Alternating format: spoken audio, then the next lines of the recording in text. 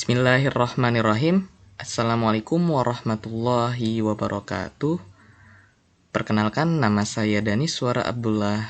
Nomor pokok mahasiswa 2271020011 dari jurusan Sistem Informasi kelas A dengan dosen pembimbing Pak Mezan El Khairi Kusuma MTI dalam mata kuliah Algoritma dan Pemrograman. Pada kesempatan kali ini, saya ingin mempresentasikan tentang algoritma dan pemrograman.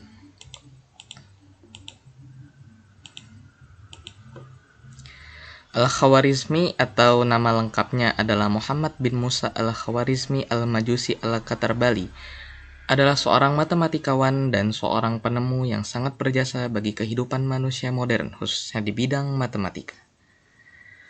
Penemuan beliau yang sangat diakui oleh dunia adalah algoritma, aljabar, angka nol, kuadran sinus, dan masih banyak lagi penemuan-penemuan beliau.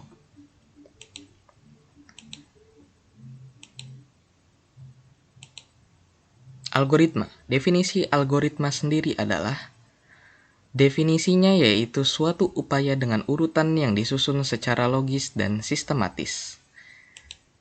Sedangkan algoritma pemrograman sendiri adalah langkah-langkah yang ditulis secara berurutan untuk menyelesaikan masalah pemrograman suatu komputer. Jadi perbedaan antara algoritma biasa dan algoritma pemrograman adalah algoritma biasa adalah cakupannya yang lebih luas karena cakupan algoritma biasa adalah segala sesuatu yang disusun secara logis dan sistematis. Sedangkan algoritma pemrograman adalah algoritma yang dikhususkan untuk menyelesaikan masalah pemrograman dan komputer. Kegunaan algoritma sendiri adalah memiliki fungsi utama yang untuk menyelesaikan suatu masalah dengan tersusun dan logis. Karakteristik algoritma.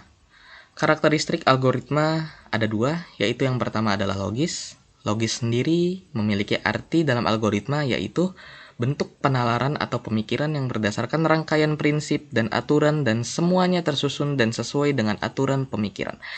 Jadi logis dalam algoritma adalah segala sesuatu yang masih bisa dinalar dan masih bisa dipikirkan oleh otak dan semuanya tersusun dengan aturan-aturan pemikiran tersebut.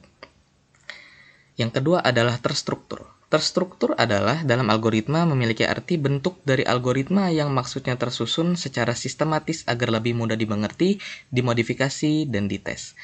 Jadi karakteristik terstruktur dalam algoritma memiliki arti agar segala sistem yang dalam algoritma tersebut agar bisa menjadi lebih mudah dimengerti, dimodifikasi, dan mudah untuk dites. Algoritma dalam sehari-hari, contoh yang saya ambil dalam presentasi kali ini adalah algoritma dalam membuat es batu. Yang pertama adalah siapkan bahan-bahan, air, freezer, dan wadah. Langkah-langkahnya adalah masukkan air ke dalam wadah, masukkan wadah yang berisi air ke dalam freezer, tunggu beberapa saat, dan es batu sudah jadi. Dalam langkah-langkah dan bahan-bahan ini bisa disimpulkan bahwa algoritma agar bisa menjadi output yang baik harus memiliki logis dan terstruktur.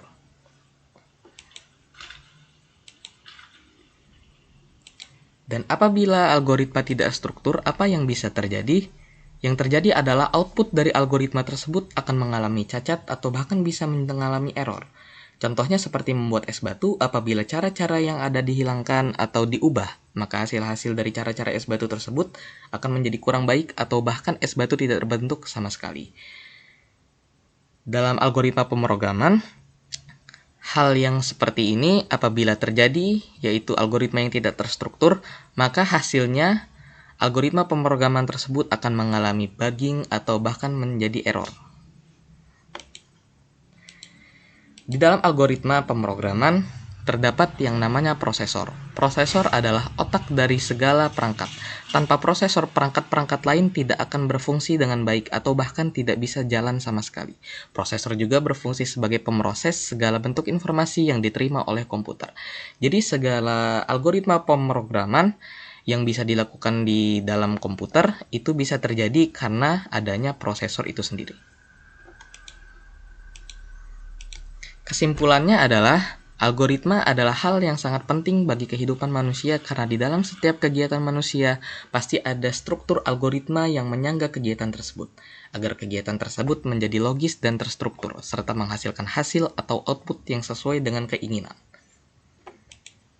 Sekian dari saya. Terima kasih. Wassalamualaikum warahmatullahi wabarakatuh.